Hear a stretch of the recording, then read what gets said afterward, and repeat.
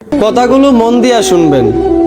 গাধাকে যখন সৃষ্টি করা হলো তখন গাধাকে বলা হলো, তোমাকে সকাল থেকে সন্ধ্যা পর্যন্ত প্রচুর পরিশ্রম করতে হবে, সারাদিন পিঠে বোঝা বয়ে বেড়াতে হবে, খেতে পারবে শুধুই ঘাস, তোমার মাথায় কোনো বুদ্ধি থাকবে না, আর তোমার আয়ু দেওয়া হবে 50 বছর।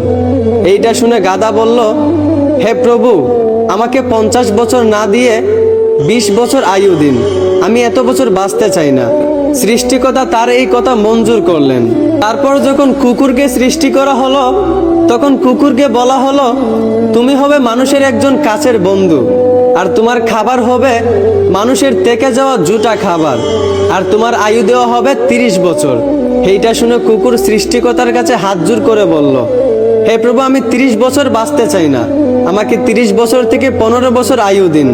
সৃষ্টিকর্তা তার এই কথাও মঞ্জুর করলেন।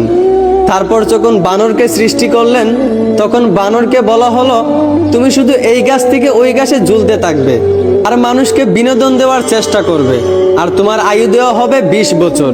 এইটা শুনে বানরও হাত জোর করে সৃষ্টিকর্তার কাছে বলল, হে আল্লাহ, আমাকে 20 বছর না দিয়ে 10 বছর আয়ু দিন, আমি এত বছর বাঁচতে চাই না।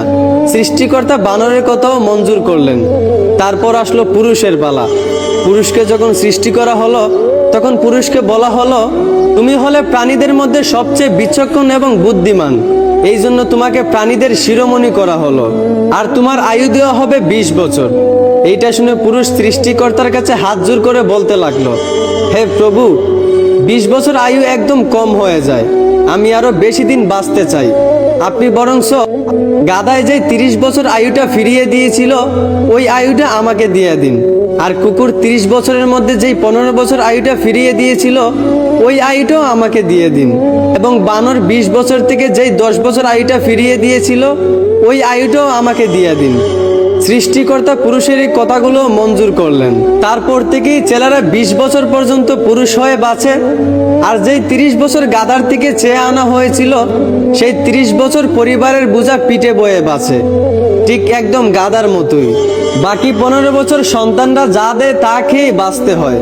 যেমন একটা কুকুরকে মানুষ যা দেয় তা খেয়েই বাঁচে, ঠিক তেমনি একটা পুরুষও বাকি 15 বছর এইভাবেই কাটাতে হয়, ঠিক একটা কুকুরের মতোই।